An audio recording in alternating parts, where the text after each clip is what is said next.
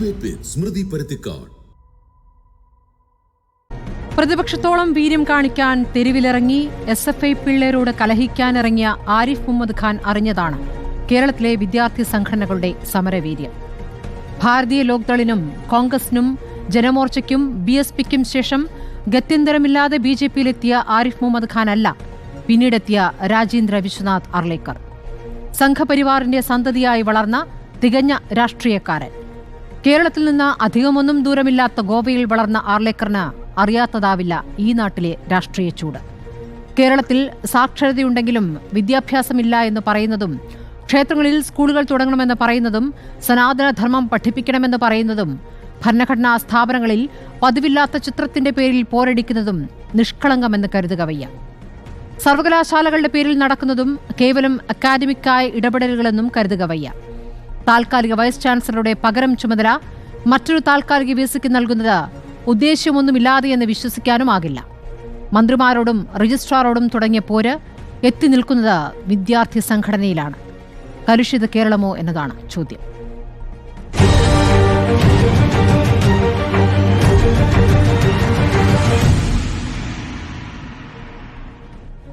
ചർച്ചയിൽ CPM പ്രതിനിധി doctor A. Sampath, Muslim league പ്രതിനിധി അഡ്വക്കേറ്റ് ഷിബു മീരാൻ, BJP പ്രതിനിധി അഡ്വക്കേറ്റ് VP ശ്രീ പത്മനാഭൻ എന്നിവരാണ്. ആദ്യം ഞാൻ CPM പ്രതിനിധിയിലേക്ക് പോകുന്നു. Doctor A. സമ്പത്ത്, ഇന്നിപ്പോൾ സമരപ്പോരാട്ടമാണ് തെരുവുകളിൽ കണ്ടത്, യൂണിവേഴ്സിറ്റികൾക്ക് മുന്നിൽ കണ്ടത്. കേരള യൂണിവേഴ്സിറ്റിയിലും കണ്ണൂർ യൂണിവേഴ്സിറ്റിയിലും കാലിക്കറ്റ് യൂണിവേഴ്സിറ്റിയിലും വലിയ പ്രതിഷേധങ്ങൾ നടക്കുകയായിരുന്നു. അതിനൊരു തുടർച്ചയുണ്ടാകുമെന്ന പ്രഖ്യാപനവും ഉണ്ടായിരിക്കുന്നു. പക്ഷേ കേരള യൂണിവേഴ്സിറ്റിയിലെ ആണല്ലോ വിഷയം. അത് എങ്ങനെ പരിഹരിക്കാനാണ്? കാരണം അത് സാങ്കേതികമായി കുറേ കാര്യങ്ങൾ പറയുമ്പോൾ അപ്പുറത്ത് ചില ശരികളുണ്ട്, പക്ഷെ രാഷ്ട്രീയമായി ഇപ്പുറത്ത് വലിയ ശരികളുമുണ്ട്.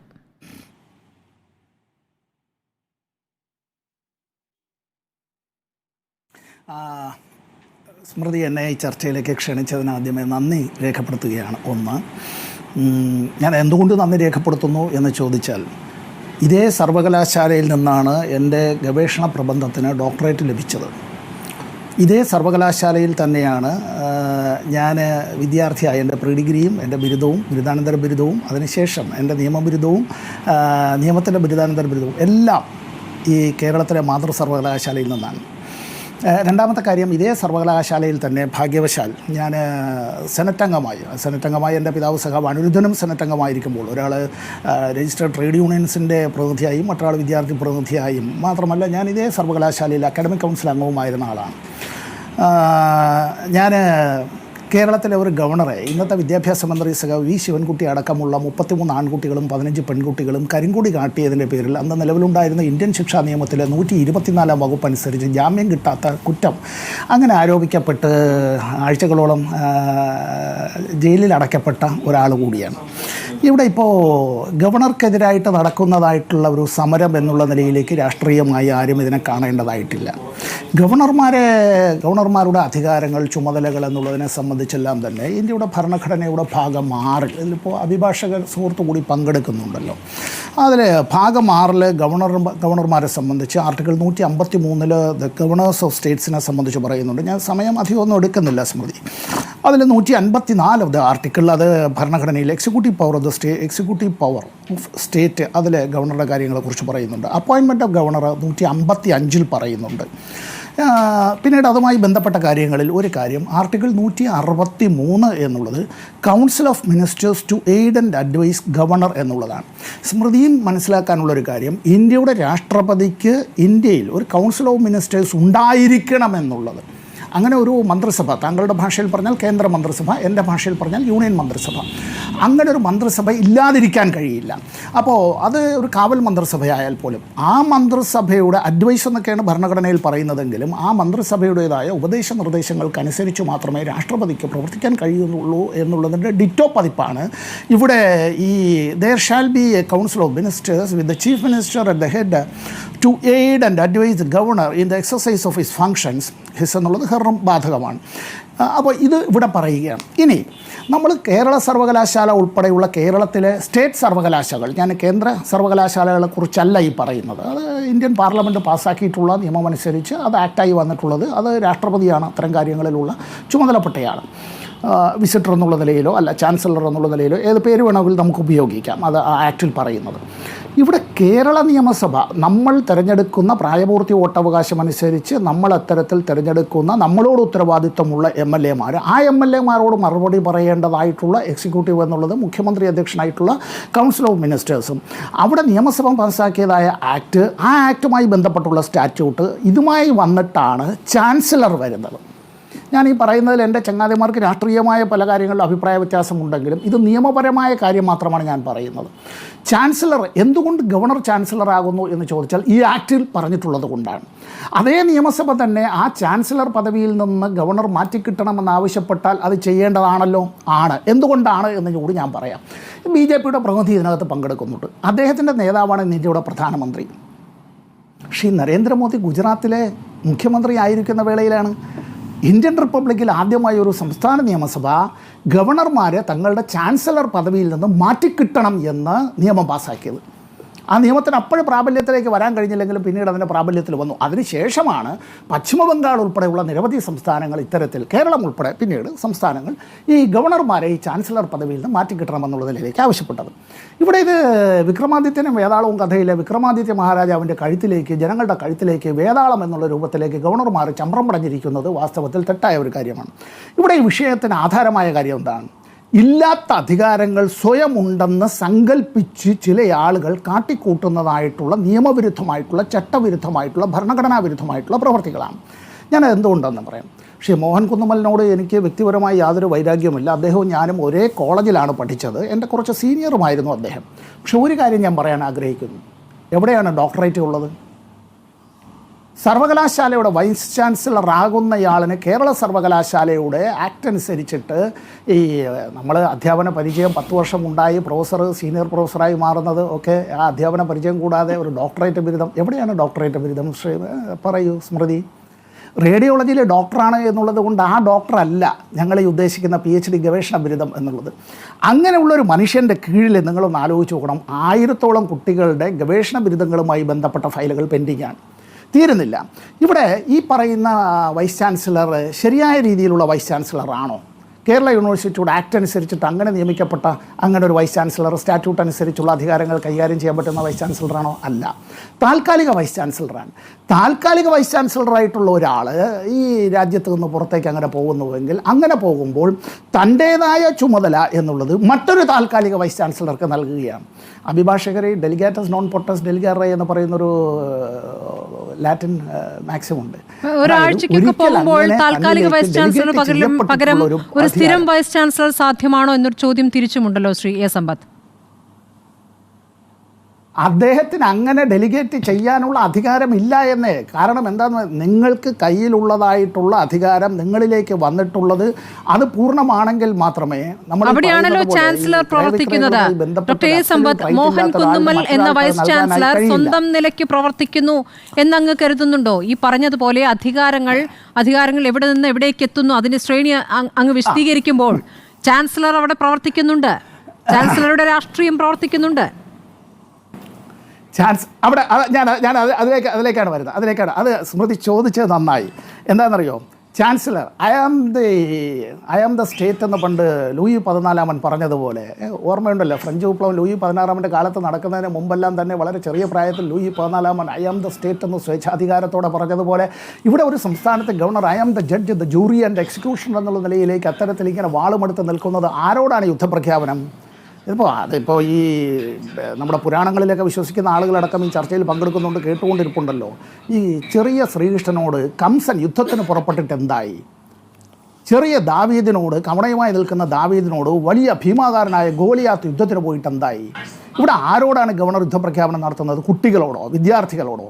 ഈ കേരള സംസ്ഥാനത്തെ ഗവർണറേക്കാൾ ഉന്നതമായ പദവികളിലെത്തേണ്ടുന്ന, അദ്ദേഹത്തിനുള്ളതിനേക്കാൾ കൂടുതൽ ബിരുദങ്ങളും ബിരുദാനന്തര ബിരുദങ്ങളും ലോകപ്രശസ്തരായി വരേണ്ട അത്തരത്തിലുള്ള ആളുകളാണ്. ഇവിടെ ഞാൻ ചുരുക്കുന്നതിന് പോറ്റ കാര്യം, എനിക്ക് അധികം സമയമില്ലാത്തതുകൊണ്ട് ഞാൻ പറയാം. നമ്മുടെ സർവകലാശാലയിൽ ഈ വൈസ് ചാൻസലർമാരായി ഇരുന്നിട്ടുള്ള ആളുകൾ ആരൊക്കെയാണ്? സ്മൃതി ഒന്ന് പരിശോധിച്ച് നോക്കിയേ. നമ്മുടെ നാട്ടിൽ ഈ സർവകലാശാലയിലേക്ക് മുമ്പ് നമ്മൾ വിശ്വവിഖ്യാതനായ ശാസ്ത്രജ്ഞൻ ആൽബർട്ട് ഐൻസ്റ്റീനെ ഒന്ന് വിളിച്ചുകൊണ്ടുവരാനൊരു ശ്രമം നടത്തി. അദ്ദേഹം ഇരിക്കേണ്ടിയിരുന്ന കസേരയാണ്. പോട്ടെ, ഇന്ത്യയുടെ ധനകാര്യമന്ത്രിയായിരുന്നു ഡോക്ടർ ജോൺ മത്തായി. ഡോക്ടർ ജോൺ മത്തായിയുടെ ഡോക്ടറേറ്റ് ബിരുദവും സാമ്പത്തിക ശാസ്ത്രത്തിൽ. അപ്പോൾ അദ്ദേഹം വാസ്തവത്തിൽ ആ മന്ത്രിപ്പണി ഉപേക്ഷിച്ചിട്ട് പോലും ഇവിടെ യൂണിയൻ മന്ത്രിസഭയിൽ ഒറ്റ മിനിറ്റ് അത് ഉപേക്ഷിച്ചിട്ട് പോലും ഇവിടെ വൈസ് ചാൻസലറായി തൻ്റെ കയ്യിൽ അച്ചടിച്ച ബഡ്ജറ്റ് ഇല്ലാതിരുന്നിട്ട് പോലും യൂണിയൻ ഗവൺമെൻറ്റിൻ്റെ യൂണിയൻ ഓഫ് ഇന്ത്യയുടെ ബഡ്ജറ്റ് അവതരിപ്പിച്ച മനുഷ്യനാണ്. തീരുന്നില്ല, നമ്മളിവിടെ സാക്ഷാൽ CV രാമൻ്റെ ശിഷ്യൻ ഡോക്ടർ RS കൃഷ്ണൻ ഇവിടെ വൈസ് ചാൻസലറായിരുന്നു. ഡോക്ടർ അയ്യപ്പൻ നമ്മുടെ വൈസ് ചാൻസലറായിരുന്നു. തീരുന്നില്ല, ഞാൻ ഒരുപാട് പേരൊന്നും പറയുന്നില്ല. ലോകത്തിൽ ഏറ്റവും കൂടുതൽ അധികാരങ്ങളുള്ള സുപ്രീം കോടതിയുടെ ചീഫ് ജസ്റ്റിസ് ആയിരുന്ന ജസ്റ്റിസ് P സദാശിവം, ആ ജസ്റ്റിസ് P സദാശിവം ഇവിടെ ഈ നമ്മുടെ കേരളത്തിലെ ഗവർണറായിരുന്നത് കൊണ്ട് ഈ സർവകലാശാലകളുടെ ചാൻസലറായിരുന്നു. സിംഹം ഇരുന്ന കസേരയിൽ നീലവെള്ളത്തിൽ വീണ് കുറുക്കൻ കയറി ഇരിക്കുമ്പോൾ ഉണ്ടാകുന്ന ദുരവസ്ഥ എന്നുള്ളതൊരു പഴങ്കഥ മാത്രമല്ല, അത് ഓർമ്മിപ്പിക്കുകയാണ് നിർഭാഗ്യവശാൽ കേരളത്തിലെ ഗവർണർ ഇപ്പോൾ ചെയ്യുന്നത്. അദ്ദേഹത്തിന് ശിങ്കിടി പാടിക്കൊണ്ട് ഒരുപാട് അദ്ദേഹത്തിൻ്റെ ഉപദേശവൃന്ദം എന്നുള്ള നിലയിലും അദ്ദേഹത്തിൻ്റെ അഭ്യുതകാംക്ഷികളുമായി പല ആളുകളുമുണ്ട്. അവർ ഭരണഘടനയെ ലംഘിക്കാനും ഈ നാട്ടിലെ നിയമത്തെ ലംഘിക്കാനും ഇങ്ങനെ ഗവർണർ എന്നുള്ള പദവി, ആ ഗവർണർ എന്നുള്ള പദവി, ചാൻസലർ എന്നുള്ള തൻ്റെ കാര്യങ്ങൾ അത് ഒഫീഷ്യേറ്റിംഗ് കപ്പാസിറ്റിയിൽ വരുന്നത് ഈ നാട്ടിൽ വാസ്തവത്തിൽ ഇത് തൻ്റെ രാഷ്ട്രീയ അജണ്ട നടപ്പാക്കാനുള്ള ഒരിടമല്ല ഇത് എന്നുള്ള ഒരു കാര്യം അത് രാഷ്ട്രീയ അജണ്ട നടപ്പാക്കുകയാണ് ഇവിടെ ഗവർണർ, ചാൻസലർ എന്നുള്ളതാണ് പ്രധാനപ്പെട്ട ഒരു ആരോപണമായി അല്ലെങ്കിൽ ഇവിടെ SFIയുടെ സമരത്തിലേക്ക് നയിച്ചിരിക്കുന്ന കാരണം. ഇന്നിപ്പോൾ നോക്കൂ, ഈ ഡോക്ടർ അനിൽകുമാർ രജിസ്ട്രാർ നൽകിയ ഫയലുകൾ കൈകാര്യം ചെയ്യരുത് എന്ന് വൈസ് ചാൻസലർ ഉത്തരവിടുകയാണ്. കൈകാര്യം ചെയ്ത ഫയൽ വൈസ് ചാൻസലർ നിരാകരിച്ചിരിക്കുകയാണ്. നേരിട്ട് അയക്കാൻ ജോയിൻറ്റ് രജിസ്ട്രാറോട് പറയുകയാണ്. അയച്ച സർട്ടിഫിക്കറ്റിന് VC അംഗീകാരം നൽകുകയാണ്. അപ്പോൾ രജിസ്ട്രാർ എന്നൊരു പദവിയിൽ ഇരിക്കുന്ന വ്യക്തി അങ്ങനെ ഒരാളെ ഇല്ല എന്ന രൂപത്തിലുള്ള നടപടികളിലേക്ക് ഇതിനകം വൈസ് ചാൻസലർ കടന്നിരിക്കുകയാണ്. ഇതിപ്പോൾ കോടതിയിൽ ഒരു വശത്ത് പോയതാണ്. അതിനുശേഷം കോടതി ഉത്തരവിൽ ആ ഹർജി അനിൽകുമാർ പിൻവലിക്കുന്ന ഘട്ടത്തിൽ കോടതി പറഞ്ഞിരിക്കുന്ന ഒരു കാര്യം, ഇനി അപ്രോപ്രിയേറ്റ് അതോറിറ്റിയിലേക്ക് വേണമെങ്കിൽ വൈസ് ചാൻസലർക്ക് പോകാമെന്നുള്ളതാണ്. അപ്പോൾ ഇനി കോടതിയിൽ കാണാം എന്നുള്ളതാണോ? ഇനി കോടതി വഴിയാണോ ഇനി എല്ലാ കാര്യങ്ങളും? അതോ ഈ തെരുവ് യുദ്ധത്തിന് മറ്റെന്തെങ്കിലും രൂപത്തിലുള്ള മറുപടി ചാൻസലർ നൽകുമോ? അല്ല, അതൊന്നും പറയാൻ ഞാൻ ആളല്ല. എന്നെ സംബന്ധിച്ചിടത്തോളം പറയാനുള്ളത്, ഇപ്പം എന്തിനപ്പം സമരം SFIക്കാർ ചെയ്തത്? ഇത് അവിടുത്തെ ഇടതുപക്ഷ ജീവനക്കാരുടെ സംഘടന ചെയ്യേണ്ട സമരമല്ലേ? അതായത് അവിടുത്തെ ഒരു ഇടതുപക്ഷ ജീവനക്കാരനായ രജിസ്ട്രാറെ അധികാരങ്ങൾ VC കവർന്നെടുത്തു എന്നാണ് പറയുന്നത്. അങ്ങനെയാണെങ്കിൽ അവിടുത്തെ സർവീസ് സംഘടനയിലെ ഇടതുപക്ഷ സംഘടന സമരം ചെയ്യട്ടെ. ഈ പിള്ളേരെ കൊണ്ടുവന്ന് സമരം ചെയ്യിപ്പിച്ചിട്ട് എന്താ കാര്യം? അല്ലേ, സമരമാണ് നടന്നത്. ഇന്ന് പോലീസും SFIക്കാരും കൂടി എന്നെ തൊട്ടോ നിന്നെ തൊട്ടോ പറഞ്ഞിട്ട് അങ്ങോട്ടും ഇങ്ങോട്ടും ഉന്തും കളിയും. എത്ര ആഭാസകരമായ പരിപാടി അവിടെ നടന്നത്. ഇന്ന് ആ സമരം ചെയ്യാൻ പോയത് പ്രതിപക്ഷ വിദ്യാർത്ഥി സംഘടനകളായിരുന്നെങ്കിൽ ഇന്ന് എല്ലാവരും ആശുപത്രിയിൽ എല്ലൊടിഞ്ഞ് കിടക്കുന്നുണ്ടാവും. ആ ജാതി ലാത്തിച്ചാർജ് നടക്കും. ഇത് എന്നെ തൊട്ടോ നിന്നെ തൊട്ടോ എന്നുള്ള കള്ളനും പോലീസും കളിയാ. എന്നൊക്കെ പറഞ്ഞിട്ട് ഞങ്ങളൊക്കെ ചെറുപ്പത്തിൽ കളിക്കുകയായിരുന്നു. ആ കളിയല്ലേ അവിടെ നടന്നത്. അപ്പോൾ വിദ്യാർത്ഥി സംഘടനകളല്ല ഇന്നത്തെ സമരം ചെയ്യേണ്ടത്, സർവീസ് സംഘടനകൾ ചെയ്തോട്ടെ. ഉന്നത വിദ്യാഭ്യാസ മേഖലയെ കാവ്യവൽക്കരിക്കുന്നതിനെതിരെയുള്ള പ്രതിഷേധമാണ് ഇന്ന് SFI സംസ്ഥാന വ്യാപകമായി നടത്തിയിരിക്കുന്നത്. ശ്രീ പത്മനാഭൻ. അല്ല, ഞാൻ ഒരു സംഭവം ഞാൻ പറയാം. തെക്കൻ കേരളത്തിലെ അതിപ്രശസ്തമായൊരു കലാലയം, പേര് പറയുന്നില്ല കാരണം അതൊരു എൻ്റെ വായിന്ന് വരണ്ടെന്ന് വെച്ചിട്ടാണ്. ഞാനിന്ന് അന്വേഷിച്ചു. 1500 സീറ്റുണ്ട് ഡിഗ്രി ഫസ്റ്റ് ഇയറിന്. 400 പേരെ അപേക്ഷ കൊടുത്തിരിക്കുന്നത്. അതിൽ മലയാളം BA, ഇത് നമ്മുടെ മാതൃഭാഷ മലയാളം BAക്ക് 4 പേരെ അപേക്ഷ കൊടുത്തത്. അതിൽ 2 പേരെ ചേരാൻ വന്നിട്ടുള്ളൂ. ഇത് ഞങ്ങൾ കാരണം സംഭവിച്ചതാ. മധ്യ തിരുവിതാംകൂറിലെ കോളേജുകളിൽ മലബാറിലെ കുട്ടികൾ പോയി പഠിക്കുകയാണ് ഇപ്പോൾ. ഒരു കാലത്ത് ഞങ്ങൾക്കൊന്നും അവിടെ കയറാൻ പറ്റില്ല, കോമ്പൗണ്ടിൻ്റെ 4000 എത്താൻ പറ്റില്ലായിരുന്നു. മധ്യ തിരുവിതാംകൂറിലെ കുട്ടികളൊക്കെ വിദേശത്ത് പഠിക്കാൻ പോവുക. തെക്കൻ കേരളം മുഴുവൻ വിദേശത്തേക്ക് പോവുകയാണ് കുട്ടികൾ. മലബാറിൽ നിന്ന് ഇതാ പോയി തുടങ്ങി. എൻ്റെ സുഹൃത്തിൻ്റെ മക്കളൊക്കെ പോയി തുടങ്ങി. ഇതൊക്കെ ഞങ്ങളുണ്ടാക്കിയ പ്രശ്നം ആണോ? ഈ കുട്ടികൾ മുഴുവൻ ഉന്നത വിദ്യാഭ്യാസം നേടാൻ വിദേശ രാജ്യങ്ങളിലേക്ക്, ലിത്വാനിയ ഒരു രാജ്യം, ലിത്വാനിയ പഴയ സോവിയറ്റ് യൂണിയൻ്റെ ഭാഗമാണ്, അവിടേക്ക് പോയിരിക്കുന്നു ഡിഗ്രി പഠിക്കാൻ. എൻ്റെ സുഹൃത്തിൻ്റെ മകള്. ഈ കുട്ടികളൊക്കെ പോകുന്നത് ഞങ്ങൾ കാവ്യവൽക്കരിച്ചിട്ടാ. അപ്പോൾ ഇതൊന്നും അല്ല പ്രശ്നം. ഇവിടെ കേരളത്തിൽ ആശുപത്രി, സർക്കാർ ആശുപത്രി മുഴുവൻ ഇടിഞ്ഞു പൊളിഞ്ഞ് വീഴാൻ തുടങ്ങി.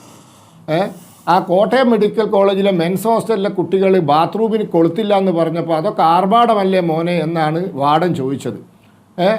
ആശുപത്രിയിൽ ആവശ്യമായ സാധനങ്ങളില്ല, മരുന്നുകളില്ല, ആവശ്യമായ ഡോക്ടർമാരില്ല. നമുക്ക് അങ്ങനെ ഉന്നയിക്കാൻ വിവിധ വിഷയങ്ങൾ ഉണ്ടാകും ശ്രീ പത്മനാഭൻ. നമുക്ക് ഈ ഒരു വിഷയത്തിലേക്ക് വന്നാൽ കാവ്യവൽക്കരിക്കാൻ ശ്രമം നടക്കുന്നു എന്നുള്ളതാണല്ലോ. ഞാൻ ഒന്ന് ഇടപെടാം. അഡ്വക്കേറ്റ് ഷിബു മീരാൻ, ഇപ്പോൾ ചാൻസലറുടെ, ഗവർണറുടെ ഇടപെടലുകൾ, അതിൽ സംഘപരിവാറിന്റെ ആശയങ്ങൾ ഇവിടെ നടപ്പാക്കാൻ ശ്രമിക്കുന്നതിനോട് പ്രതിപക്ഷത്ത് പ്രതികരണമൊക്കെ ഉണ്ടായിട്ടുണ്ട്. അതിനെ എതിർക്കുമെന്നുള്ള പ്രതികരണം കേട്ടിട്ടുണ്ട്. പക്ഷേ ഒരു സമരരംഗത്തേക്ക് പ്രതിപക്ഷത്തെ യുവജന സംഘടനകളെ കണ്ടില്ല. ഇത് SFIയുടെ മാത്രം ഉത്തരവാദിത്തമായിട്ടാണോ UDF കാണുന്നത്? അതോ നിങ്ങൾക്ക് സമരത്തിനിറങ്ങാത്തതിന് മറ്റെന്തെങ്കിലും ഗൗരവത്തിലുള്ള കാരണങ്ങളുണ്ടോ? സ്മൃതി, തീർച്ചയായും തെറ്റും ശരിയും മുഖാമുഖം നിൽക്കുന്ന ഒരു സന്ദർഭത്തിൽ നമുക്ക് ശരിയെ പിന്തുണച്ചുകൊണ്ട് സമരം ചെയ്യുക എളുപ്പമാണ്. പക്ഷേ ഇവിടുത്തെ ഒരു പ്രശ്നം, ഇവിടെ മുഖാമുഖം നിൽക്കുന്നത് യഥാർത്ഥത്തിൽ രണ്ട് വലിയ തെറ്റുകളാണ്. ഇപ്പോൾ നമ്മളൊരല്പം ചരിത്രം പറഞ്ഞാൽ, ഇപ്പോൾ ആരിഫ് മുഹമ്മദ് ഖാനുമായിട്ടുണ്ടായിരുന്ന ഒരു സംഘർഷത്തിൻ്റെ കാലം, അത് ഈ ചർച്ചയിൽ ഉന്നയിക്കപ്പെട്ടല്ലോ. നമ്മളിതിൻ്റെ ഒരു വേര് തേടിപ്പോൾ എപ്പോഴാണ് ഇത് ആരംഭിക്കുന്നത്? യഥാർത്ഥത്തിൽ കണ്ണൂർ സർവകലാശാലയുടെ VC ആയി ഗോപിനാഥ് രവീന്ദ്രൻ നിയമിക്കപ്പെടുന്നു.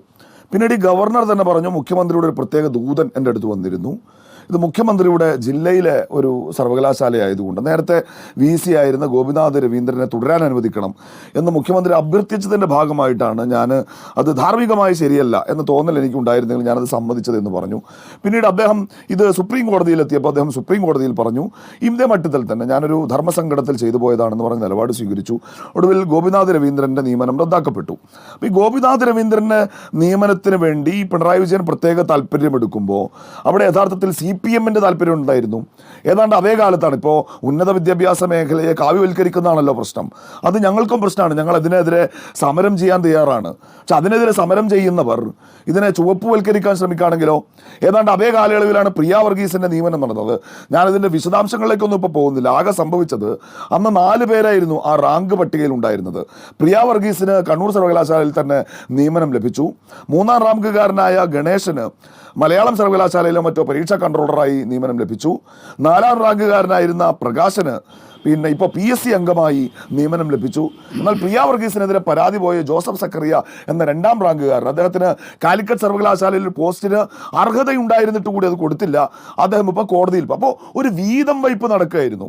അതിലെ ഒരു പണയപ്പണ്ടമാക്കി ഉന്നത വിദ്യാഭ്യാസ മേഖലയെ മാറ്റി തീർക്കുന്ന ഇവരിത് പകിട വെച്ചിട്ട് വിലപേശുന്ന ഒരു സമീപനം തുടക്കം മുതലേ സ്വീകരിച്ചു വന്നിരുന്നു.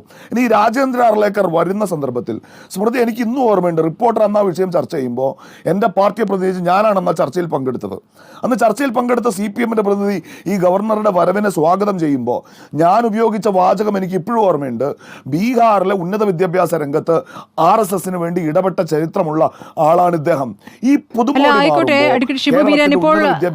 താങ്കളുടെ തന്നെ വാക്കുകളിൽ ചുവപ്പുവൽക്കരിക്കാൻ ശ്രമിക്കുകയും അപ്പുറത്ത് കാവ്യവൽക്കരിക്കാൻ ശ്രമിക്കുകയും ചെയ്യുന്നു പറയുമ്പോൾ രണ്ടിനെയും തമ്മിൽ ഏതാണ് അപകടകാരി എന്നാണ് നിങ്ങൾ കരുതുന്നൊരു ചോദ്യം കൂടി ഉണ്ടല്ലോ. തെറ്റും തമ്മിലുള്ള മത്സരം എന്ന് പറയുമ്പോൾ തെറ്റും അപകടവും രണ്ടും 2 വാക്കല്ലേ? ഞാൻ അതിലേക്ക് വരികയാണ്. തീർന്നില്ല. ഇതൊരു ഉദാഹരണം മാത്രമാണ്. ഈ മട്ടിൽ നമ്മുടെ 53 കോളേജുകളിൽ ഇപ്പോൾ പ്രിൻസിപ്പാൾമാരില്ല. കേരളത്തിലെ ആർട്സ് ആൻഡ് സയൻസ് കോളേജുകളിൽ അത് എന്തുകൊണ്ടാണ് പ്രിൻസിപ്പാൾമാരില്ലാത്ത? യോഗ്യതയില്ലാത്ത ആളുകളില്ലാത്തതുകൊണ്ടല്ല. UGCയുടെ ഗൈഡ് ലൈൻ മറികടന്ന് ഇവർക്ക് സീനിയോറിറ്റി അനുസരിച്ച് ഇവരുടെ ഇഷ്ടക്കാരെ നിയമിക്കണം. ഇതേ കേരള സർവകലാശാലയിലുള്ള സ്മൃതി, അവിടുത്തെ കരാർ അധ്യാപകരുടെ, താൽക്കാലിക അധ്യാപകരുടെ നിയമനം കോടതി കയറിയത്. ഇവിടെയൊക്കെ ജോലി ചെയ്യുന്ന അധ്യാപകരുടെ പട്ടിക അനുവദിച്ചു, നിങ്ങൾ പരിശോധിച്ച് നോക്ക്. അവിടെയൊക്കെ ഒരു ഭാഗത്ത് ഇവരുടെ ഇഷ്ടക്കാരെ ഇവർ നിയോഗിക്കുന്നു. സംഘപരിവാറിൻ്റെ അജണ്ട നടപ്പാക്കാൻ ഗവർണർ ശ്രമിക്കുന്നു. രണ്ടിലും ഏതാണ് കൂടുതൽ അപകടകരമെന്ന് ചോദിച്ചാൽ ഞങ്ങളിപ്പോൾ ഇന്ന് ജ്യോതി മൽഹോത്രയുടെ വിഷയത്തിലൊക്കെ എടുത്ത നിലപാട് കണ്ടില്ലേ? അരനാഴിക സംശയമില്ല, പ്രശ്നം അത് തന്നെയാണ്. പക്ഷെ അതിൻ്റെ പേരിൽ ഇവരുടെ സമരത്തിൻ്റെ കൂടെ കൂടാൻ കഴിയില്ല. ഇവിടെ ഇപ്പോൾ CPMൻ്റെ അദ്ദേഹം പഴയ കുറേ വൈസ് ചാൻസലർമാരുടെ പേര് പറഞ്ഞല്ലോ. SFIയുടെ സമരം ഇന്ന് നടക്കുമ്പോൾ സ്മൃതി, ആ സമരത്തിന് കേരള സർവകലാശാലയുടെ ആ മതിൽ കയറി കിടക്കുന്ന പ്രവർത്തകർ താഴെ വീണുപോയി ഈ കുഞ്ഞു വാവകൾക്ക് പരിക്കു പറ്റാതിരിക്കാൻ പോലീസുകാർ കൈപിടിച്ച് വലിച്ചു കയറ്റി ഇരുത്തുമ്പോൾ ഇതേ സമരം ചെയ്യാനുള്ള അവകാശം ഉപയോഗപ്പെടുത്തി കേരളത്തിൻ്റെ ആരോഗ്യമന്ത്രിക്കെതിരെ സമരം ചെയ്ത ഞങ്ങളുടെ പ്രവർത്തകർ, ഞാൻ ഈ സംസാരിക്കുന്ന നിമിഷവും സ്മൃതി ജയിലിൽ കിടക്കാണ്. അവരെ മറന്നിട്ടാണോ ഞങ്ങൾ ഇവരുടെ ഈ സമരത്തിൻ്റെ പിന്നാലെ കൊടിയെടുത്ത് പോകേണ്ടത്? പിന്നെ SFI സമരം ഞാൻ ഒന്ന് പറയാം. ഈ കേരള സർവകലാശാലയിൽ ഒരുപക്ഷെ സഖാവ് സമ്പത്ത് പഠിക്കുമ്പോഴാണെന്ന് എനിക്ക് ഓർമ്മയില്ല, സഖാവ് വിളനിലം എന്നൊരു ഒരു വൈസ് ചാൻസലർ വന്നിരുന്നു സഖാവ്. 2 കൊല്ലമാണ് SFI ആ VC-ക്കെതിരെ സമരം നടത്തിയത്. അദ്ദേഹം വീട്ടിൽ കൂത്തിയിരുന്നു ലീവ് എടുത്ത് പോയിട്ട്. ഫയലുകൾ അങ്ങോട്ട് കൊണ്ടുപോകുമ്പോൾ അടുക്കള സിൻഡിക്കേറ്റ് എന്ന് പറഞ്ഞ് 2 വർഷം അദ്ദേഹത്തിൻ്റെ അന്നത്തെ ബ്രിട്ടനിലെ സസെക്സ് യൂണിവേഴ്സിറ്റിയിൽ നിന്നുള്ള ഡോക്ടറേറ്റ് വ്യാജമാണ് എന്ന് പറഞ്ഞ് സമരം നടത്തിയ SFI ഒരു സുപ്രഭാതത്തിൽ സമരം അവസാനിച്ചു എന്ന് മാത്രമല്ല, സാക്ഷാൽ AKG സെന്ററിൽ ഈ വിളനിലം വന്ന് EMS അദ്ദേഹത്തിന് ഉപഹാരം കൊടുത്തു എന്നാണ് എൻ്റെ ഓർമ്മ. ഈ വിളനിലം വന്നപ്പോൾ AKG സെന്ററിന് വിട്ടുകൊടുത്ത ഭൂമിയോ മറ്റോ അളക്കാൻ തീരുമാനിച്ചു. അപ്പോൾ SFIയുടെ സമരം ദയവ് ചെയ്ത് സ്മൃതി അതിനെ ഇങ്ങനെ മഹത്വവൽക്കരിക്കാൻ പോകരുത്. ഇപ്പോൾ CPM സമരം ചെയ്യാനുള്ള സ്വിച്ച് ഓൺ ആക്കിയിരിക്കുന്നു, SFI സമരം ചെയ്യുന്നു. ഏതെങ്കിലും ഒരു ഘട്ടത്തിൽ ഈ ആർലേക്കർ വന്നപ്പോൾ ഞങ്ങൾ താക്കീത് കൊടുത്താൽ ഇയാൾ RSS ആണ് കേട്ടോ, അജണ്ട വേറെയാണെന്ന് പറഞ്ഞപ്പോൾ ബ്രേക്ക്ഫാസ്റ്റ് ഡിപ്ലോമസിക്ക് പോയത്, അങ്ങോട്ടും ഇങ്ങോട്ടും നടക്കാൻ പോയത്, പിന്നെ ഞങ്ങളെയൊക്കെ പരിഹസിച്ചത് ആരാ? ഈ മുഖ്യമന്ത്രി തന്നെയാണല്ലോ. ഇവരാണല്ലോ ചർച്ചയ്ക്ക് പോയത്. അപ്പോൾ അവർ അജണ്ടകൾ പുറത്തെടുക്കുമ്പോൾ നമ്മൾ ചങ്കത്തടിച്ച് നിലവിളിച്ചിട്ട് കാര്യമില്ല. ഒറ്റ ഉദാഹരണം, ഇതിന് മെറിറ്റോറിയസ് ആയി നേരിട്ടാൽ ഞങ്ങൾ കൂടെ നിൽക്കുമായിരുന്നു സ്മൃതി. 2022 കേരള നിയമസഭ നമ്മൾ ഈ ബില്ല് പാസ്സാക്കിയത്. ഈ ചാൻസലർ പദവിയിൽ നിന്ന് ഗവർണറെ നീക്കം ചെയ്യണമെന്ന് ആവശ്യപ്പെട്ട ബില്ല് ഞങ്ങളെന്നത് ബഹിഷ്കരിക്കണം. ഞങ്ങൾ അതിനെതിരെ വോട്ട് ചെയ്തില്ല. കാരണം ഇപ്പോഴത്തെ കേരളത്തിൻ്റെ സാഹചര്യത്തിൽ അതാവും അഭികാമ്യം എന്ന നിലപാട് ഞങ്ങൾക്കുണ്ടായിരുന്നു. പക്ഷെ ഞങ്ങൾ ചില ബദൽ നിർദ്ദേശങ്ങളൊന്ന് വെച്ചു. എന്താണ്? ഇവിടെ ഈ പഴയ സുപ്രീം കോടതി ജഡ്ജിമാരെയോ മറ്റോ കൊണ്ടുവരുന്നതായിരിക്കും ഉചിതം. രണ്ടാമത്തേത്, ഇതിൻ്റെ സെലക്ഷൻ പാനൽ നേരത്തെ ഈ തെരഞ്ഞെടുപ്പ് കമ്മീഷന്റെ കാര്യത്തിലൊക്കെ സുപ്രീം കോടതി ചൂണ്ടിക്കാണിച്ചതുപോലെ കേരളത്തിൻ്റെ മുഖ്യമന്ത്രി, അതേപോലെ തന്നെ കേരളത്തിൻ്റെ പ്രതിപക്ഷ നേതാവ്, കേരളത്തിൻ്റെ ഹൈക്കോടതി ചീഫ് ജസ്റ്റിസ്, ഈ 3 പേരടങ്ങുന്ന ഒരു സമിതി നിഷ്പക്ഷമായി ജനാധിപത്യപരമായി യോഗ്യതയുള്ളവരെ തെരഞ്ഞെടുക്കുന്ന ഒരു സമീപനത്തിലേക്ക് നമുക്ക് പോവാം. അങ്ങനെ മെറിറ്റോറിയസ് ആയ ഒരു നിലപാട് നമ്മുടെ കയ്യിലുണ്ടെങ്കിൽ അത് കോടതികളിലാകട്ടെ, ഇവിടുത്തെ പൊതുസമൂഹത്തിൻ്റെ മുൻപിലാകട്ടെ, ഈ അജണ്ടകൾ, ഇത് നമ്മൾ ഈ സമരം ചെയ്യുന്നതും ഈ നിലപാടെടുക്കുന്നതുമൊക്കെ ഉന്നത വിദ്യാഭ്യാസത്തെ രക്ഷിക്കാനാണ് എന്നൊരു സന്ദേശം കൊടുക്കാൻ കഴിയും എന്ന് ഞങ്ങൾ പറഞ്ഞപ്പോൾ ഇവർ പറഞ്ഞത് അത് പറ്റില്ല എന്നാണ്. അപ്പോൾ ഇവരുടെ ഈ ഒത്തുതീർപ്പ് സമരങ്ങൾ, പരസ്പരം ഈ ഈ ചക്കളത്തി പോരാട്ടം, അതിൽ കക്ഷി ചേരാൻ ഞങ്ങളില്ല. ഞങ്ങൾ ഇരുകൂട്ടരോടും അഭ്യർത്ഥിക്കുന്നത്, കേരളത്തിൻ്റെ ഉന്നത വിദ്യാഭ്യാസ മേഖല ഇവിടെ ചൂണ്ടിക്കാണിക്കപ്പെട്ടതുപോലെ വലിയ ആഴത്തിലുള്ള പ്രതിസന്ധി നേരിടുന്ന ഈ കാലത്ത് ഈ സമരം അവസാനിപ്പിച്ച്, അതേപോലെ തന്നെ ഈ ഗവർണറുടെ ഈ RSSന് വേണ്ടി ഇത് പിടിച്ചെടുക്കാനുള്ള നീക്കങ്ങൾ അവസാനിപ്പിച്ച് നമ്മുടെ കുട്ടികളുടെ ഭാവി എന്നൊരു അജണ്ടയിലേക്ക് നമുക്ക് വരാൻ കഴിയണം എന്ന നിലപാടാണ് ഈ ഘട്ടത്തിൽ ഞങ്ങൾ മുന്നോട്ട് വെക്കുന്നത്. ശ്രീ A. സമ്പത്ത് മറുപടി നൽകണം. ഈ കാവ്യവൽക്കരണം എന്നുള്ള ഗൗരവത്തിലുള്ള ഒരു വിഷയം അവിടെ നിൽക്കുന്നു. പക്ഷേ ഉന്നത വിദ്യാഭ്യാസ മേഖല തകർക്കുന്നതിൽ നിങ്ങൾക്കും ഉള്ള വലിയ പങ്കിനെക്കുറിച്ചാണ് ഇപ്പോൾ പ്രതിപക്ഷൻ പറയുന്നത്. അത് ഏറ്റവും പ്രധാനപ്പെട്ടത് സർവകലാശാലകളുമായി ബന്ധപ്പെട്ടാണ്. കേരളത്തിലെ 13 സംസ്ഥാന സർവകലാശാലകളിൽ 12ലും സ്ഥിരം VC-മാരില്ല എന്നും 50ഓളം ഗവൺമെൻറ് എയ്ഡഡ് കോളേജുകളിൽ സ്ഥിരം പ്രിൻസിപ്പൽമാർ ഇല്ലായിരുന്നു എന്ന കണക്കുമൊക്കെയാണ് ഇപ്പോൾ പുറത്തേക്ക് വരുന്നത്. പിന്നെ വിദ്യാർത്ഥികൾ പുറത്തേക്ക് പോകുന്നു എന്ന BJP പ്രതിനിധിയുടെ വാക്കുകൾ, അതും ഒരു ശരിയാണല്ലോ. ഉന്നത വിദ്യാഭ്യാസത്തിന് പുറത്തേക്ക് പോകുന്ന വിദ്യാർത്ഥികളുടെ എണ്ണം കൂടുന്നു എന്നൊരു കണക്ക് കൂടി നമ്മുടെ മുന്നിലുണ്ട്. അപ്പോൾ അതിൻ്റെയൊക്കെ ഉത്തരവാദിത്തം ആർക്കാണ്? ഇവിടെ ഭരിക്കുന്ന സർക്കാരിനാണ്. അതും ഗൗരവത്തിൽ പരിഗണിക്കേണ്ട വിഷയങ്ങളല്ലേ?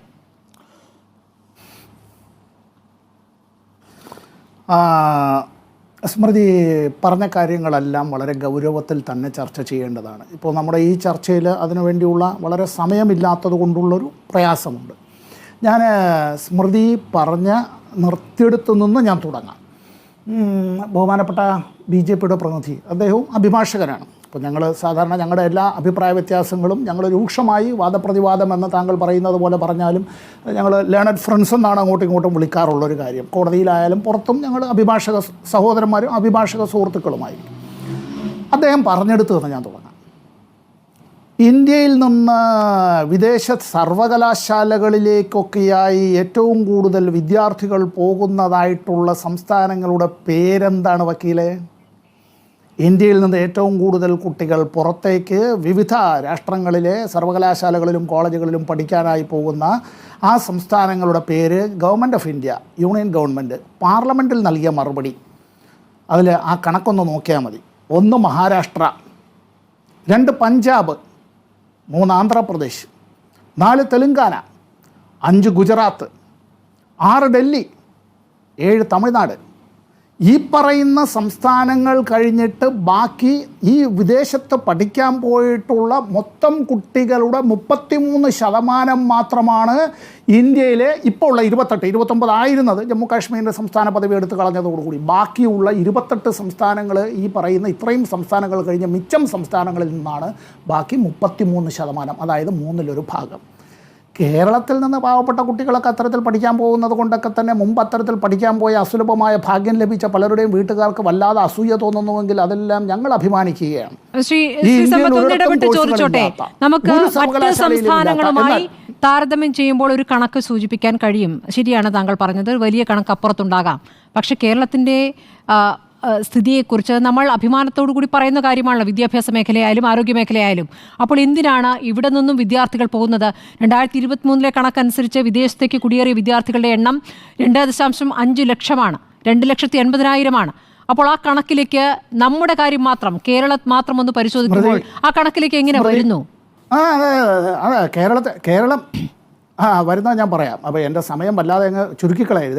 അങ്ങയുടെ അവസരം തന്നെയാണ് പറഞ്ഞത്. പാർലമെന്റിൽ തന്നെ പറഞ്ഞിട്ടുള്ള മറുപടിയുടെ ഭാഗമായി ഞാനൊന്ന് പറഞ്ഞോട്ടെ. ഈ കാര്യത്തിൽ കേരളം ഇന്ത്യയിലെ ഒരു സംസ്ഥാനമാണല്ലോ, നമ്മളൊരു സ്വയം പ്രഖ്യാപിത റിപ്പബ്ലിക് ഒന്നും അല്ലല്ലോ. ഈ കാര്യത്തിൽ ഈ economic factors government of India തന്നെ പറയുകയാണ്. സാമ്പത്തികമായ നിരവധി കാര്യങ്ങൾ ഇതിനകത്ത് സംബന്ധിച്ചോ disposable income and urban development അതിനെ സംബന്ധിച്ച് പറയുന്നുണ്ട്. എഡ്യൂക്കേഷണൽ ആസ്പിറേഷൻസിനെ സംബന്ധിച്ച് പറയുന്നുണ്ട്. ബഹുമാനപ്പെട്ട യൂണിയൻ മന്ത്രി തന്നെയാണ് ഇക്കാര്യത്തെ കുറിച്ച് പറയുന്നത്. മൈഗ്രേഷൻ പാറ്റേണിനെ കുറിച്ച് പറയുന്നുണ്ട്. ഇതുമെല്ലാം പറയുകയാണ്. നമുക്കും ഇത് ബാധകം തന്നെയാണ്. നമ്മൾ പറയുമല്ലോ, to keep up with the Joneses എന്ന എക്കണോമിക്സിൽ പഠിപ്പിക്കുന്നത് പോലെ മറ്റ് സംസ്ഥാനങ്ങളിൽ നിങ്ങളുടെ കുട്ടികൾ പലരും ഇങ്ങനെ വിദേശത്ത് പോകുമ്പോൾ കേരളത്തിൽ നിന്ന് പട്ടികജാതി പട്ടികവർഗ വിഭാഗങ്ങളിൽപ്പെട്ട ദളിത് ആദിവാസി വിഭാഗങ്ങളിൽപ്പെട്ട കുട്ടികൾ സംസ്ഥാന സർക്കാർ തന്നെ അവർക്ക് പഠനത്തിന് വേണ്ടിയിട്ടുള്ള സാമ്പത്തിക സഹായം അത്തരത്തിൽ നൽകിക്കൊണ്ട് ഇന്ത്യയിൽ ഒരിടത്തും കോഴ്സുകളില്ലാത്ത, അതിൽ തന്നെ ഈ ലോകത്തിലെ സർവകലാശാലകളിൽ ടോപ്പ് 500 റാങ്കിങ്ങിൽ വന്നിട്ടുള്ളവർക്ക് അത്തരത്തിൽ അത് ഈ കഴിഞ്ഞ ഒരു 9 കൊല്ലക്കാലത്തിനിടയിൽ കേരളത്തിൻ്റെ ചരിത്രത്തിൽ ഏറ്റവും കൂടുതൽ കുട്ടികൾ അത് പോയിട്ടുള്ളതിന് ആ കുട്ടികൾ അത്തരത്തിൽ കുറ്റം പറയരുത്. നമ്മുടെ പല നേതാക്കളും നമ്മുടെ പല കുട്ടികളും ഇത്തരത്തിൽ ഇന്ത്യയിൽ ലഭ്യമല്ലാത്ത ഇത്തരത്തിലുള്ള പല കോഴ്സുകൾ അത് വിദേശ സർവകലാശാലകളിലെ ഉള്ളെങ്കിൽ അവർ പോയി പഠിച്ചിട്ടുണ്ട്. ഇനി മറ്റൊരു കാര്യം, ഇവിടെ മുസ്ലിം ലീഗിൻ്റെ പ്രതിനിധി ഒരു കാര്യം പറഞ്ഞു. അദ്ദേഹം ഒരുപാട് ഉപദേശമാണ് അത്തരം കാര്യങ്ങളിൽ പറഞ്ഞത്. അദ്ദേഹത്തിൻ്റെ ഉപദേശ നിർദ്ദേശങ്ങളെല്ലാം കൈക്കൊള്ളാവുന്നവ തന്നെയാണ്. പക്ഷേ ഞാൻ അദ്ദേഹത്തോടൊരു കാര്യം ചോദിക്കട്ടെ. അദ്ദേഹത്തിൻ്റെ നേതാക്കളായിട്ടുള്ള ആളുകൾ ഉൾപ്പെടെ പാർലമെൻറ്റ് അംഗങ്ങളായിരുന്നവർ സാക്ഷാൽ മഹാത്മാഗാന്ധിയുടെ പൗത്രൻ ഇന്ത്യയുടെ ഉപരാഷ്ട്രപതി സ്ഥാനത്തേക്ക് മത്സരിക്കുമ്പോൾ ഞാൻ അന്ന് ഈ സംയുക്ത പ്രതിപക്ഷ സ്ഥാനാർത്ഥിയുടെ തെരഞ്ഞെടുപ്പ് ഏജൻ്റാണ്. പാർലമെൻറ്റ് ഹൗസിൽ ഇവരെല്ലാം വന്ന് വോട്ട് ചെയ്യുമെന്ന് കാത്തുകാത്ത് രാവിലെ 9 മണി മുതൽ വൈകുന്നേരം 6 മണി വരെ ഇരുന്ന് പെട്ടി പൂട്ടി എല്ലാം വയ്ക്കുന്നത് വരെയും മുസ്ലിം ലീഗിൻ്റെ ബഹുമാന്യരായ ആ നേതാക്കന്മാർ അവർക്ക് വിമാനം കിട്ടിയില്ല എന്നുള്ളത് കൊണ്ട് വന്നില്ല. ഇപ്പം ഞങ്ങളെ ഉപദേശിക്കുകയാണ്. നല്ലത് തന്നെ. ഞാൻ കൂടുതൽ കാര്യങ്ങളിലേക്ക് കടക്കുന്നില്ല, കാരണം നമ്മൾ തമ്മിൽ ഇക്കാര്യത്തിൽ പിണങ്ങണ്ട. എന്താണെന്നറിയോ, കേരള സർവകലാശാലയിൽ ആദ്യമായി ഒരു IAS ഉദ്യോഗസ്ഥനെ വൈസ് ചാൻസലറാക്കിയതായിട്ടുള്ളൊരു കാലമുണ്ട്, മറന്നു പോകരുത്.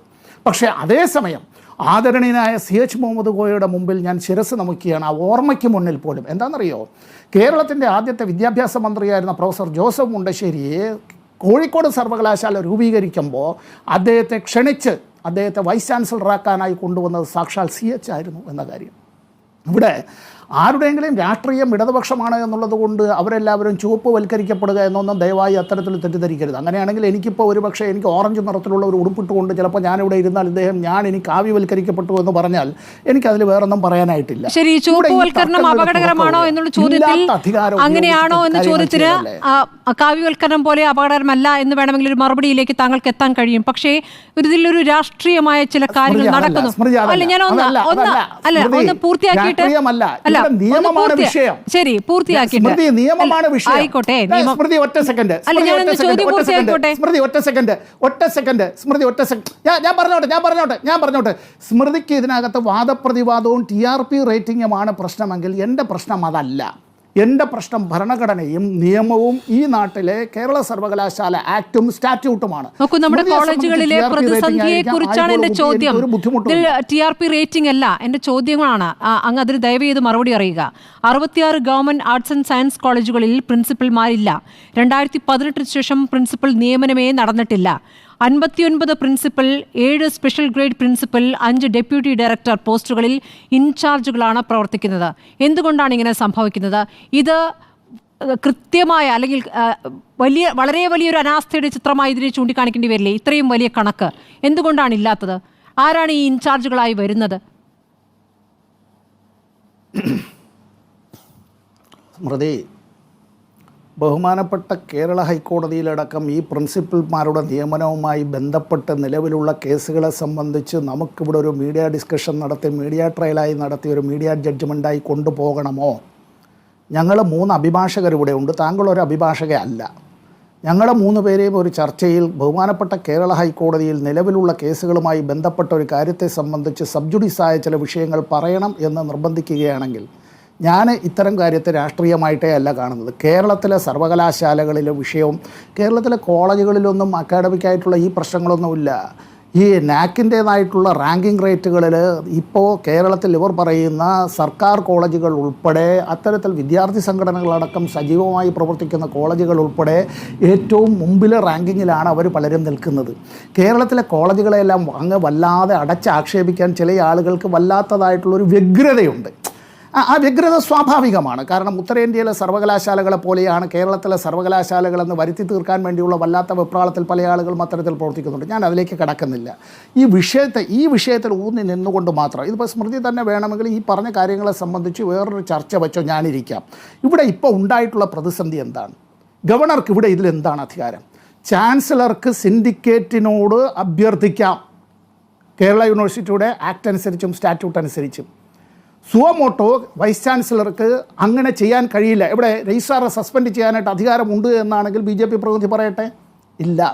2 സിൻഡിക്കേറ്റുകൾക്കിടയിൽ അടിയന്തരമായ പ്രാധാന്യം അറിയിക്കുന്ന ചില വിഷയങ്ങളിൽ തീരുമാനമെടുക്കാം. ആ തീരുമാനമെടുക്കുമ്പോൾ അവിടെ എവിടെയെങ്കിലും ഈ പറയുന്ന സ്റ്റാറ്റ്യൂട്ടിൽ നടപടിയെടുക്കുന്നതിനെ സംബന്ധിച്ച് പറയുന്നുണ്ടോ? അതിനുള്ള അധികാരത്തെ സംബന്ധിച്ച് പറയുന്നുണ്ടോ? ഒന്നും പറയുന്നില്ല. ഇനി ഞാൻ നിർത്തുന്നതിന് മുമ്പ് ഒരു കാര്യം, ഒരു കോടതിയിലെ കേസിൻ്റെ ജഡ്ജ്മെൻറ്റ് മാത്രം അങ്ങ് പറയാം. നമ്മൾ ഈ തർക്കത്തിൻ്റെ വാദപ്രതിവാദമൊന്നുമല്ല ഈ കാര്യത്തിൽ. ബഹുമാനപ്പെട്ട കേരള ഹൈക്കോടതിയിൽ നിന്ന് വന്നിട്ടുള്ള ഒരു ജഡ്ജ്മെൻറ്റിനെ സംബന്ധിച്ച് മാത്രമാണ് ഞാൻ ഈ പറയുന്നത്. അതിൽ ഈ ജഡ്ജ്മെൻറ്റ് വന്നത് ഏത് എന്നുള്ളത് കൂടി പറഞ്ഞാൽ പിന്നെ ആ ഒരു പ്രശ്നം കൂടി അങ്ങ് പരിഹരിക്കപ്പെടുമല്ലോ. അത് 2018 2018 ഈ സ്റ്റാറ്റ്യൂട്ടറി ഉദ്യോഗസ്ഥരാണ്. അവരുടെ നിയമനാധികാരി സർവകലാശാലയുടെ സിൻഡിക്കേറ്റാണ് എന്നുള്ളത് കൊണ്ട് ഇക്കാര്യത്തെ സംബന്ധിച്ച് ബഹുമാനപ്പെട്ട കേരള ഹൈക്കോടതി പറഞ്ഞ വാചകം ഞാനിപ്പോൾ ഇവിടെ അങ്ങ് ഉദ്ധരിക്കുകയാണ്. ഇത് അവിടെ അത് ഹൈക്കോടതി ഇതുകൂടി അവിടെ പറയുന്നുണ്ട്. എന്താണെന്നറിയോ? ഞാൻ ഒന്ന് വായിച്ചോട്ടെ, താങ്കളുടെ അനുമതിയോടുകൂടി ഈ കാര്യം ഞാനങ്ങ് വായിക്കാം. On a consideration of the statutory schemes, I have no hesitation in holding that the Vice Chancellor cannot overrule a decision of the syndicate. In the above view of the matter, the stand taken by the respondent university that the Vice Chancellor has decided not to implement a decision of the syndicate cannot be countenanced. ഇത് ആ ജഡ്ജ്മെൻറ്റിലെ 8ാമത്തെ പാരഗ്രാഫാണ്. ഈ judgement ഇപ്പോഴും ബാധകമാണ്. അപ്പോഴാണ് vice ചാൻസലർക്ക് ഇല്ലാത്ത അധികാരം ഉപയോഗിക്കുക. ഞാൻ നിർത്തുന്നതിന് മുമ്പ് ഒരു കാര്യം, ഈ വലിയ യജമാനന്മാരുടെ വീട്ടിലൊക്കെ ഇങ്ങനെ നായകളുണ്ട്. ആ നായകൾക്ക് ചിലപ്പോൾ എന്താണെന്ന് പറഞ്ഞാൽ ഈ ആരുടെയെങ്കിലും കടിക്കാനായിട്ട് അഴിച്ചുവിട്ടതിന് ശേഷം നായക്ക് എറികൊണ്ട് നായ വല്ലാതെ കരഞ്ഞുകൊണ്ട് തിരിച്ചു ചെന്നാൽ പിന്നെ നായയ്ക്ക് കടിക്കാൻ പറ്റാത്തത് കൊണ്ടും നായയ്ക്ക് നൊന്തത് കൊണ്ടും വീട്ടിലെ യജമാനൻ തന്നെ അവിടെ നിന്ന് കമ്പും കോടാലിയുമായി ഇറങ്ങിച്ചെന്ന് പാവപ്പെട്ട ഭിക്ഷക്കാരനെ തല്ലിക്കൊല്ലാനായി പോകുന്നതിലെ പിള്ളേരെ അടിക്കാൻ പോകുന്നത് പോലെ ഉണ്ടല്ലോ. ഞങ്ങളെല്ലാം പഠിപ്പിച്ച ഡോക്ടർ കുഞ്ഞാമൻ സാർ അദ്ദേഹത്തിൻ്റെ കുട്ടിക്കാലത്ത് നായയ്ക്ക് ഭക്ഷണം കൊടുക്കുന്ന കുഴിയിലേക്ക് അവിടെ അടുത്തുള്ള ഒരു വലിയ വീട്ടിലുള്ള വീട്ടുകാർ അത്തരത്തിൽ ഉച്ഛിഷ്ടം ഇട്ട് കൊടുത്തത് കഴിക്കാനായി പോയപ്പോൾ നായ കടിച്ചതായിട്ടുള്ളൊരു കാര്യം. ഇവിടെ താൻ അഴിച്ചുവിട്ട നായ കടിച്ചില്ല താൻ തന്നെ ചെന്ന് കടിക്കാമെന്നുള്ള നിലയിലേക്ക് താൻ ഇങ്ങനെ ഒരു നിയമപ്രകാരം അങ്ങനെ ചാൻസലർ ആയതുകൊണ്ട് ഗവർണർക്ക് തോന്നിയാൽ ആ ഗവർണറോട് വാസ്തവത്തിൽ നമുക്ക് പുച്ഛം തോന്നിയാൽ ആരെയും കുറ്റം പറയരുത്. ശരി, അഡ്വക്കേറ്റ് ഷിബു മീരാൻ, താങ്കൾ ഉന്നയിച്ച വിഷയത്തിലുള്ള മറുപടി അങ്ങേക്ക് കിട്ടിയോ? അതായത് ഇതിൻ്റെ പ്രശ്നം അദ്ദേഹം മനോഹരമായി ആ നായയെക്കുറിച്ച് പറഞ്ഞു. പ്രശ്നം എന്താണെന്നറിയോ? ഈ ഗവർണറുടെ ഈ കൂട്ടിൽ വളരുന്ന നായ്ക്ക് പിന്നെ ഇന്ന് കൊണ്ടുപോയി നല്ല മാംസവും പാലും ബിസ്ക്കറ്റും ഒക്കെ വയറ് നിറയെ തിന്നാൻ താലത്തിൽ കൊണ്ടുപോയി കൊടുത്തിട്ട് ആ നായ്ക്ക് കടിക്കാൻ മുട്ടുമ്പോൾ അവനാൻ്റെ കുട്ടികളെ തന്നെ പറഞ്ഞയക്കുന്നതിൽ ഇരട്ടത്തപ്പാണ്. ബൊക്കയും കൊണ്ട് വലിയ നേതാവ് പോവുക, എന്നിട്ട് സന്ധി ഒപ്പിടുന്നതിൽ പരാജയപ്പെടുമ്പോൾ ആ കടിയും തല്ലും കൊള്ളാൻ ഈ SFIക്കാരെ തുടലഴിച്ച് വിടുന്ന പരിപാടി, ആ ഇരട്ടത്താപ്പ് അവസാനിപ്പിക്കണമെന്നാണ് ആദ്യഘട്ടത്തിൽ ഞാൻ പറയാൻ ശ്രമിച്ചത്. അതിന് മറുപടി ആയിട്ടില്ല. അതിനിടയിൽ അദ്ദേഹം പഴയൊരു കാര്യം പറഞ്ഞു, വോട്ട് ചെയ്യാൻ പോയപ്പോൾ അതിപ്പോൾ ഇവിടുന്ന് വോട്ട് ചെയ്യാൻ പുറപ്പെട്ടപ്പോൾ വിമാനം കിട്ടാതെ പോയതാണെന്ന് വെക്കാം. അതിനേക്കാളൊക്കെ വലിയ പോരാട്ടം ഈ രാജ്യം ഫാഷിസത്തിനെതിരെ നടത്തിയ അന്തിമമായ സമരം 2024 ലോക്സഭാ തെരഞ്ഞെടുപ്പ്. സമ്പത്തെ നമ്മൾ 2ാം ഘട്ടത്തിൽ വോട്ട് ചെയ്ത് പൂർത്തിയായി. ഏപ്രിൽ മാസം 23-ാം തീയതി ആകെ അപ്പോൾ 12 കോടി മനുഷ്യരെ വോട്ട് ചെയ്തിട്ടുള്ളൂ. പിന്നെയും 86 കോടി പേർ വോട്ട് ചെയ്യാനുണ്ടായിരുന്നു. ഈ രാജ്യത്ത് 400 മണ്ഡലങ്ങളിലേക്ക് തെരഞ്ഞെടുപ്പ് ബാക്കിയായിരുന്നു. ആ 400 മണ്ഡലങ്ങളിൽ 2-3 ഈ CPM-ന്റെ സ്ഥാനാർത്ഥി മത്സരിക്കുന്നുണ്ടായിരുന്നു. അപ്പം കാലേകൂട്ടി ടിക്കറ്റ് ബുക്ക് ചെയ്ത് ഭാര്യയെ, മകളെ, മകനെ, പേരക്കുട്ടികളെ, മരുമകനെ കൂട്ടി ടൂർ പോയിട്ട് ലോക്സഭാ തെരഞ്ഞെടുപ്പിന്റെ പ്രചരണം കഴിഞ്ഞപ്പോൾ ഇവിടെ തിരിച്ചു വന്നൊരു മുതലുണ്ട്. ആരാന്നറിയോ? കേരള മുഖ്യമന്ത്രി സഖാവ് പിണറായി വിജയൻ. ഈ തമിഴ്നാട്ടിൽ പോയി വോട്ട് ചോദിച്ചിട്ടുണ്ടോ? രാജസ്ഥാനിൽ പോയി വോട്ട് ചോദിച്ചിട്ടുണ്ടോ? BJPക്കെതിരെ നിങ്ങൾ മത്സരിക്കുന്ന ഒരിടത്ത് പോയി ഈ സഖാവ് വോട്ട് ചോദിച്ചത്. അപ്പോൾ ഈ ഫാസിസ്റ്റ് വിരുദ്ധ പോരാട്ടത്തിന്റെ ക്ലാസ് ഒന്നും സഖാവെ ഞങ്ങൾക്ക് എടുക്കാൻ പാടരുത് എന്ന് വളരെ വിനയത്തോടെ പറയാണ്. ഇനി അടുത്ത ഒരു കാര്യം, അദ്ദേഹം ഇവിടെ ഇപ്പോൾ കോടതി വിധികൾ ചൂണ്ടിക്കാണിച്ചു, ഒട്ടേറെ കാര്യങ്ങൾ പറഞ്ഞു. അപ്പോഴും ഞാൻ ഉന്നയിച്ച ചോദ്യം അവിടെ നിൽക്കുകയാണ് സ്മൃതി. 2 ചോദ്യങ്ങളാണ്. ഒന്ന്, RSS ഇവിടെ ഉന്നത വിദ്യാഭ്യാസ മേഖലയിൽ ഒരു അജണ്ട നടപ്പാക്കാൻ ശ്രമിക്കുന്നുവെങ്കിൽ മറുഭാഗത്ത് നിങ്ങളും ചെയ്തത് തന്നെയല്ല. ഞാൻ പ്രിയ വർഗീസിന്റെ ഉദാഹരണം പറഞ്ഞല്ലോ. ഇവിടുത്തെ പ്രിൻസിപ്പാൾമാർ താൽക്കാലിക ചുമതലയുള്ളവർ ആരാണ് എന്ന് അദ്ദേഹത്തോട് ചോദിച്ചല്ലോ. കരാർ നിയമനം നടത്തിയ ഇവരാർക്കാ കൊടുക്കാന്ന് ഞാൻ ചോദിച്ചല്ലോ, മിണ്ടിയിട്ടില്ലല്ലോ. 2ാമത്തെ പ്രശ്നം കൊണ്ടാണ് ഈ SFIയുടെ സമരത്തെ നമുക്ക് എങ്ങനെ വിശ്വസിക്കാൻ കഴിയും? പുഷ്പന അറിയാമോ എന്നൊന്നും ചോദിച്ച് ഞാൻ അദ്ദേഹത്തെ ബുദ്ധിമുട്ടിച്ചില്ല. വിളനിലം സമരത്തെക്കുറിച്ച് ചോദിച്ചു. SFIയുടെ ഒരു സംസ്ഥാന നേതാവ് അന്ന് കേട്ട വാർത്ത ശരിയാണെങ്കിൽ കോപ്പി അടിച്ച് പിടിക്കപ്പെട്ടപ്പോൾ ഇവർ പോയി ആ സമരം ഒത്തുതീർപ്പാക്കിയതാണ്.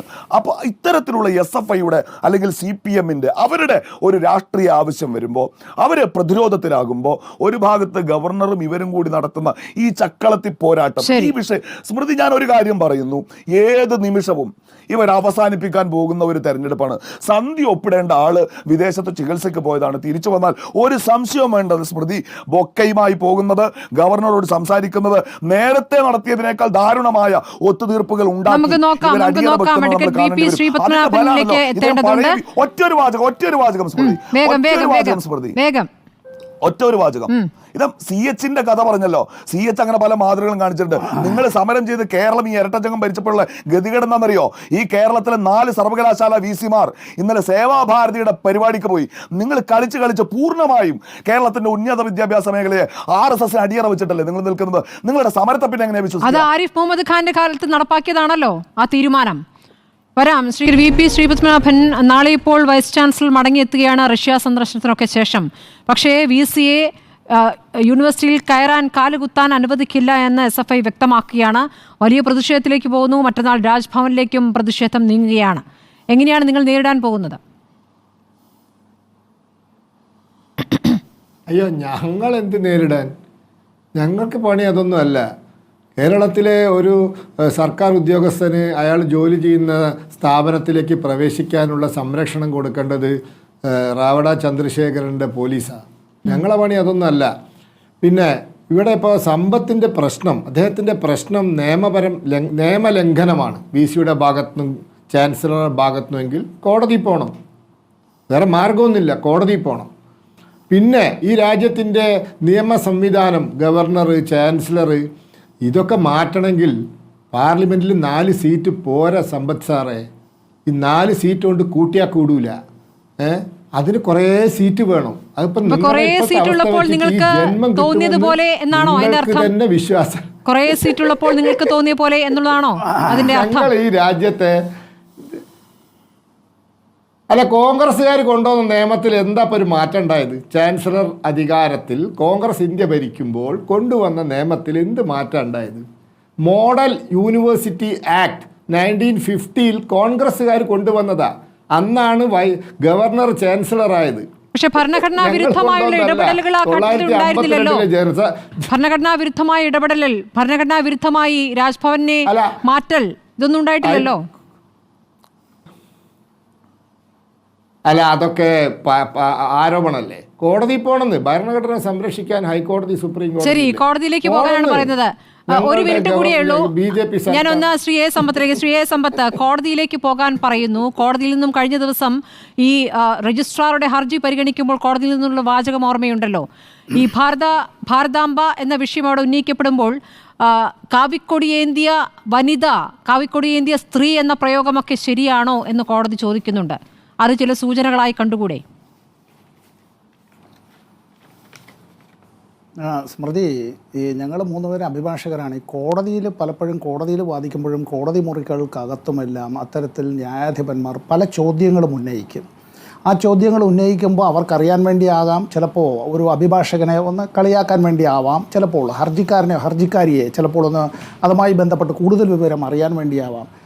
വിധിന്യായത്തിൻ്റെ ഭാഗമായി വന്നിട്ടുള്ളതല്ലാതെ കോടതിക്കകത്തുണ്ടായിട്ടുള്ള പരാമർശങ്ങളൊന്നും വിധിന്യായത്തിൻ്റെ ഭാഗമല്ല.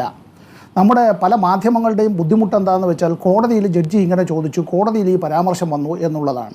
നമ്മൾ അത് മുഴുവനും തീർന്നതിന് ശേഷം വിധിന്യായം വരുമ്പോഴല്ലേ, ഞാനൊരു വിധിന്യായം ഇവിടെ വായിച്ചല്ലോ, ആ വിധിന്യായത്തെ ഖണ്ഡിക്കാനായി നമ്മുടെ 2 ചങ്ങാതിമാർക്കും കഴിച്ചില്ലല്ലോ. ഞാൻ അധികം സമയം എടുക്കുകയില്ല. അവിടെ മുസ്ലിം ലീഗിനെ പ്രതികരിച്ച അല്ല MSFനെ പ്രതികരിച്ചാണെങ്കിൽ അങ്ങനെ തന്നെ ആയിക്കോട്ടെ. അതിപ്പോൾ KSUവിൻ്റെ അതല്ല എങ്കിൽ ഒരു കോൺഗ്രസിൻ്റെ നേതാവ് കുറച്ചുകൂടി ഈ കാര്യത്തെ സംബന്ധിച്ച് പറഞ്ഞിരുന്നെങ്കിൽ നന്നായേനെ. കാര്യം എന്താണെന്നറിയോ? പക്ഷേ ആരിഫ് മുഹമ്മദ് ഖാൻ ഇവിടെ കേരളത്തിലെ ഗവർണറായിരുന്നപ്പോൾ ചില സർവകലാശാലകളിലെ സെനറ്റിലേക്കും സിൻഡിക്കേറ്റിലേക്കും എല്ലാം അത്തരത്തിൽ RSSൻ്റെ പ്രതിനിധികളടക്കം നോമിനേറ്റ് ചെയ്യപ്പെട്ടപ്പോൾ അവരുമായി ചേർന്ന് ഭായി മച്ചമ്പി ബന്ധത്തിൽ അങ്ങനെയെല്ലാം അവിടെ ചെന്നിരിക്കുന്നതിന്, അതിനെ ചോദ്യം ചെയ്യുന്നതിന് നമ്മുടെ നാട്ടിലെ മുസ്ലിം ലീഗിൻ്റെയും കോൺഗ്രസിൻ്റെയും ആരെയും കണ്ടിരുന്നില്ല. ഇപ്പോൾ എന്താണെന്ന് പറഞ്ഞാൽ അവർ പറയുന്നത് അവരും കുഴപ്പമാണ്, ഇവരും കുഴപ്പമാണ്, ഇവിടെയും കുഴപ്പമാണ്, അവിടെയും കുഴപ്പമാണെന്നുള്ളത്. ഞാനീ പറഞ്ഞത് ഇവിടെ ഈ ഇന്ത്യയുടെ ഭരണഘടനയുമായി ബന്ധപ്പെട്ട് കിട്ടിയിട്ടുള്ളതായ ചില അധികാരങ്ങൾ, ചുമതലകൾ, ആ ചുമതലകൾ നിർവഹിക്കുന്നത് സംസ്ഥാനത്തെ മന്ത്രിസഭയുടെ ഉപദേശ നിർദ്ദേശാനുസരണമായിരിക്കണമെന്നുള്ളത് അത് ലംഘിച്ചുകൊണ്ട് താനാണ് പരമാധികാരി എന്നുള്ള നിലയിലേക്ക് ഏതെങ്കിലും ഗവർണർ പെരുമാറുന്നുവെങ്കിൽ അത് ഒരു സംസ്ഥാന നിയമസഭ പാസ്സാക്കിയിട്ടുള്ളൊരു നിയമം അനുസരിച്ച് ചാൻസലർ ആയതുകൊണ്ട് തനിക്കെന്തും ചെയ്യാനുള്ള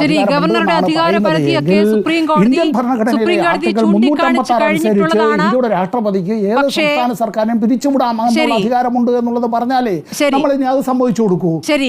ഗവർണറുടെ അധികാരപരിധി സുപ്രീം കോടതി ചൂണ്ടിക്കാണിച്ചിട്ടുള്ളതാണ്. പക്ഷേ ഇപ്പോൾ ഈ വിഷയത്തിൽ നിയമ പോരാട്ടത്തിലേക്ക് കടന്നാൽ അത് എങ്ങനെയാണ് യൂണിവേഴ്സിറ്റികളുടെ പ്രവർത്തനത്തെ ബാധിക്കുക എന്നൊരു വിഷയം കൂടി അവിടെ നിൽക്കുന്നു. എന്തായാലും വിദ്യാർത്ഥികൾ ഉറച്ച നിലപാടിലാണ്. SFI വലിയ സമരത്തിലേക്ക് പോകുന്നു. മറ്റന്നാൾ രാജ്ഭവൻ വളയുമെന്ന് അറിയിച്ചിട്ടുണ്ട്. VSCയെ കാലുകുത്താൻ അനുവദിക്കില്ല എന്നുള്ളതാണ് തീരുമാനം. നമുക്ക് നോക്കാം വരും ദിവസങ്ങളിലെ നടപടികൾ എന്താണെന്ന്. വളരെ നന്ദി doctor A Sampath, advocate Shibu Meeran, advocate VP Sreepadmanabhan ചർച്ചയിൽ പങ്കെടുത്തതിന്.